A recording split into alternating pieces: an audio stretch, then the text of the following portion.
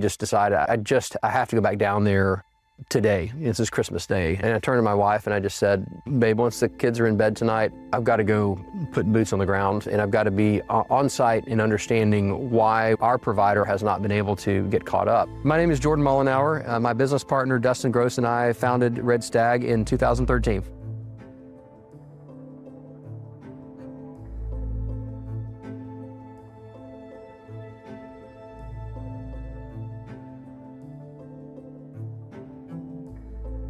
On the way down to their facility, I texted the CEO. So this is on Christmas Day, probably, I don't know, 6 or 7 p.m. Eastern.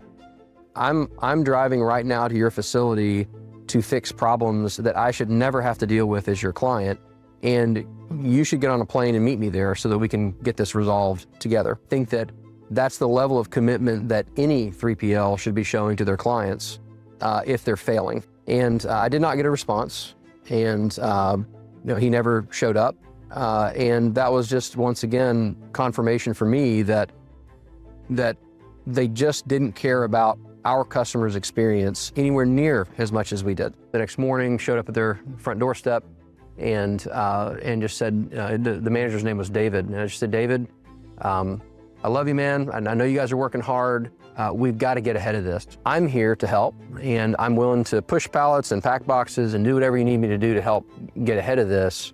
I think we worked 12 hours that first day, their whole team and me, trying to get caught up. I had promised to buy pizza for any of the workers at the warehouse who were willing to stay late, and many of them thankfully were. I ordered a bunch of pizza and had it delivered to the front door, and I remember receiving the order and then looking for the break room for their team to set this pizza down.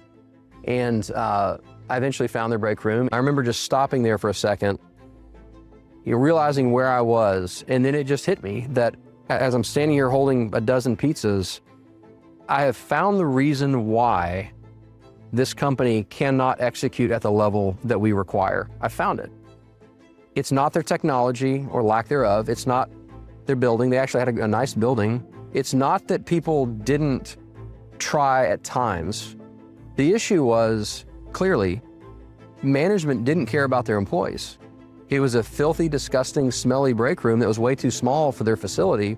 And I remember thinking, if they don't care about the employees who are showing up to work every day to touch their client's product, then why would we as a client expect that those employees are going to execute at the level that we need? And it was in that moment that I realized that we can't fix this. There's no software, there's no machine, there's no process that we as an outside party can help them implement that will fix a cultural problem. Now, I came home and we assembled with our team and basically sat down in a conference room and said, all right, guys, we're going to start a 3PL. We've been a client for long enough, and we've been in enough warehouses, and we've seen enough operations where we have a decent idea of how this can be done. But we're not going to think about this in terms of warehousing, and we're not going to think about it in terms of trucking, and we're not going to think about it even in terms of logistics. Those are important conversations to have along the way, but this journey is going to begin from the perspective of e-commerce retail. When we first leased our first building and met with our management team with a key and said, okay, here's the key to this building. We're going to work on developing out the systems and the processes. So we need you guys to go ahead and start setting up the facility. I said, I want you to build brand new break room, and I want you to build brand new bathrooms. So we're going to start there because that's going to be the tuning fork that demonstrates to our employees that we care about them, that we're willing to invest in the experience that they have here every day. And as a result of that, we're going to elevate the overall atmosphere so that as our clients' packages are going out the door to their customers, those packages are coming from a place where people are respected, they're valued, and they're thinking at a higher level. It's not just a job. We started this business having never run a warehouse before. Now, we understood e-commerce and we understood what our customers wanted. We understood the challenges of being an e-commerce retailer, which was monumentally valuable for us because we saw everything through that lens. But we still had to figure out racking and fork trucks and pallet moving equipment and box crushers and all this other stuff.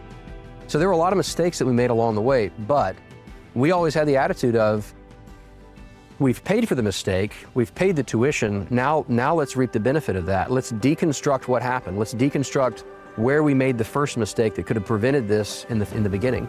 So we focused on speed, we focused on accuracy, and we focused on issue resolution. It's one thing to say those things, it's another thing to execute on them. Really, it's an end-to-end coordination that's required because there's so many points along that continuum that anything could go wrong. Really, from day one, the team at Red Stag was outperforming all three of the 3PLs that we had previously used on every metric.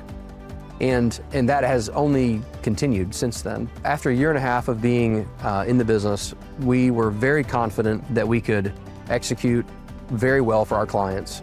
And we told the team to go ahead and start opening doors up to other clients, but we did it very slowly. We opened the aperture just a little bit at first. We said, no, let's get 2 or 3 or 4 clients in the door and let's kind of test it and just kind of see how that goes and see if we want to continue doing this or not.